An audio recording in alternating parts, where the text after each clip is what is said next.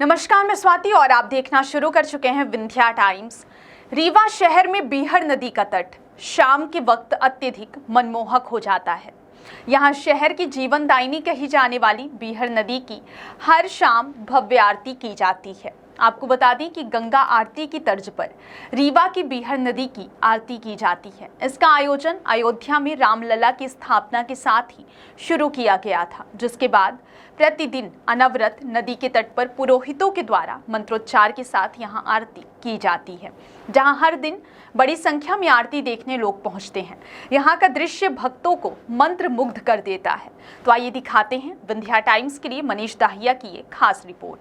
विंध्याचल पर्वत श्रेणी की गोद में फैले हुए विंध्य क्षेत्र के मध्य भाग में बसा हुआ रीवा शहर प्रदेश के ऐतिहासिक शहरों में से एक है। इस शहर में बीहड़ नदी बहती है। इस नदी के किनारे भगवान शिव का ऐतिहासिक मंदिर है। इन मंदिरों में पचमढ़ा धाम मंदिर भी शामिल है। पचमढ़ा आदि गुरु शंकराचार्य की शरणस्थली रही है।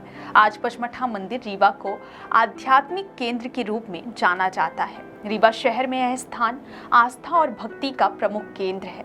आदि गुरु शंकराचार्य की वजह से इस स्थान का महत्व और भी ज्यादा बढ़ गया है। रीवा के मध्य से बहने वाली जीवनदायिनी बीहड़ नदी की आरती अनवरत जारी है। गंगा आरती की तर्ज पर बीहड़ मां आरती की जाती है। 5 पंडितों द्वारा रोजाना शाम 7:30 बजे बीहड़ घाट पचमढ़ा धाम में यह आरती की जाती है, जिसे देखने सैकड़ों लोग रोजाना पहुंचते हैं। 3100 रुपए की शुल्क के साथ कोई भी व्यक्ति इस आरती का हिस्सा बन सकता है और मां बीहड़ की आरती कर सकता है। आगामी 10 तारीख को बृहद 108 सुंदरकांड पाठ का यहाँ आयोजन किया जाएगा, जिसके बाद आरती और फिर बृहद भंडारा प्रसाद वितरण किया जाएगा। सनातन धर्म में हमेशा से ही प्रकृति का सम्मान किया गया है। नदी पेड़ों की पूजा की गई है, जो परंपरा अनवरत जारी है। बीहड़ के तट पर सुमधुर संगीत का आयोजन भी आरती के वक्त प्रतिदिन किया जाता है। साथ ही पचमढ़ा में विराजमान भगवान भोलेनाथ बजरंगबली की विशेष पूजा भी होती है। मान्यता के मुताबिक तकरीबन 1200 वर्ष पहले सनातन धर्म की स्थापना के लिए आदि शंकराचार्य देशाटन पर निकले थे। 4 मठों की स्थापना के बाद वे सन 818 में रीवा आए थे। उस दौरान वे पचमढ़ा मंदिर वाले स्थान पर ही रुके थे और यह स्थान उन्हें बेहद प्रिय लगा था, जिसके बाद उन्होंने बीहड़ नदी के तट पर मंदिर की स्थापना की थी।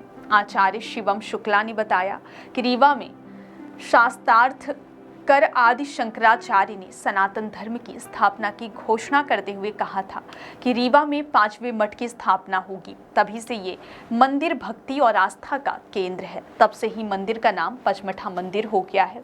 इस मंदिर के भव्य, सुंदर और आकर्षक बनने के बाद अब इसका पुराना खोया हुआ वैभव लौट आया है। पचमढ़ा मंदिर के महत्व को देखते हुए सरकार ने भी यहाँ के मंदिर नदी के तट को और विकसित करने का प्रयास किया है, जहाँ अब मां बीहड़ की आरती के साथ ही इसकी सुंदरता देखते ही बनती है।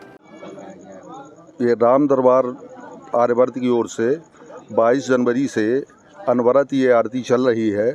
इसमें कोई ना कोई जिसके जन्मदिन होते हैं या किसी की पुण्यतिथि होती है, जो भी खुशी या जैसा भी कार्यक्रम होते हैं, तो हमारे यहाँ आर्यवर्त की ओर से हमारे सारे राम दरबारी लोग यहाँ एकत्रित होते हैं और निरंतर कोई ना कोई नए नए जजमान 1 बार 2 बार 4 बार, बहुत सारे ऐसे जजमान हैं जो 10 बार यहाँ आरती करवा चुके हैं और हमारे राम दरबार के सारे भक्त उसमें शामिल होते हैं। और हमारे राम दरबार की ओर से यही अपेक्षा रहती है सभी सनातनियों से कि सब लोग आकर यहाँ आरती में सम्मिलित हों और इसको और भव्य रूप दें।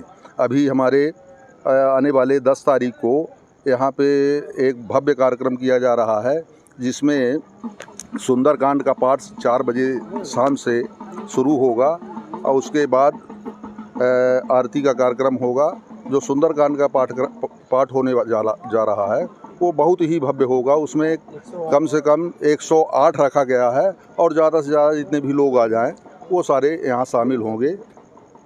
आरती के टाइम में भारी श्रद्धालु एकत्रित होते हैं, आते हैं। आरती के समय बहुत सारे लोग एकत्रित होते हैं। आज कुछ भीड़ कम थी और इसे हमेशा बने 200 से ऊपर ही रहते हैं, 200 से 300। सोमवार को तो 400-500 लोग आ जाते हैं। यजमान कौन थे? आज के यजमान अनुराग सिंह जी। अनुराग सिंह जी हैं। क्या नाम है आपका? हमारा सुनील सोगौरा। कब से आरती चल रही है और ये ये 22 समय क्या है जनवरी आरती का? 22 जनवरी से कंटिन्यू चल रही है। जिस दिन अयोध्या जी में भगवान राम की प्राण प्रतिष्ठा हुई, उसी उपलक्ष्य से हमारे यहाँ श्री राम दरबार अखिल आर्यावर्त की ओर से माँ बीहर गंगा आरती का आयोजन रखा गया है पंचमढ़ धाम में, जो स्वामी ऋषि कुमार की तपस्थली है।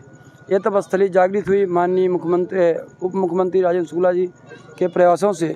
इतना भव्य कार्यक्रम हो रहा है कि आज तो कुछ आदमी थे ही नहीं, कभी कभी 1000-1500 आदमी भी रहते हैं। पब्लिक नहीं पूछती बैठने के लिए, कुर्सियां नहीं पूछती हैं, दरी टेंट नहीं पूछते हैं। अब जुलाई के महीने में जरूर थोड़ा सा कम है, बच्चों के स्कूल खुल गया, बरसात का समय है, कम लोग आ पाते हैं। 10 तारीख का सभी सनातन धर्मियों से मेरा अनुरोध है कि 10 तारीख को हमारे आरती का 201 दिन पूरे होंगे, जिसमें श्री राम दरबार अखिल आर्यावर्त की ओर से 108 सुंदरकांड का पाठ रखा गया है। इसके बाद 7:30 बजे से आरती का कार्यक्रम चालू होगा। इसके बाद प्रसाद का, बृहद प्रसाद का भंडारे का आयोजन भी रहेगा। सभी लोग पधारे, सबसे आग्रह है। जैसे यहाँ पे आरती होती है, आरती के लिए यहाँ पे कुछ कैसी व्यवस्था होती है? और किस आरती प्रकार के लिए की यजमान जो आते हैं उनको सहायता राशि शुल्क 3100 रुपये निर्धारित है, जिसमें 9 पंडित प्रतिदिन लगे रहते हैं। 5 पंडित आरती करने के लिए रहते हैं, जो आचार्य रहते हैं तैयारी करने के लिए, 1 जन पूजा कराने के लिए रहते हैं, 1 जन और सहायक के रूप में रहते हैं, जिनको आकस्मिक रूप से वही अनुदान राशि दिया जाता है।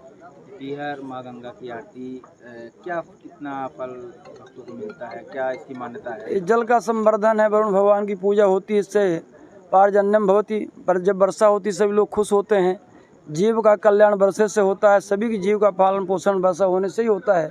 इसलिए जल का पूजन सनातन धर्म से आज से कोई है तो नहीं, पूर्व काल से चला रहा है, जब से सनातन धर्म है तब से।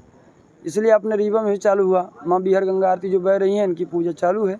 नित्य नए नए यजमान आते हैं यहाँ पर, प्रत्येक दिन नए नए यजमान आते हैं। यजमान कौन थे यहाँ पर? आज के यजमान हमारे दादा अनुराग सिंह हैं, जो संविदाकार हैं, युवा हैं और बढ़ चढ़ के हिस्सा लेते हैं। तो हमारी पहली बार भेंट हुई है। अब तो ज़्यादा प्रतिदिन आने के लिए संकल्प किया, तो किसी न किसी दिन तो आएंगे ही। बिल्कुल है ना। आपका शुभ नाम? आचार्य श्रीकांत पाठक।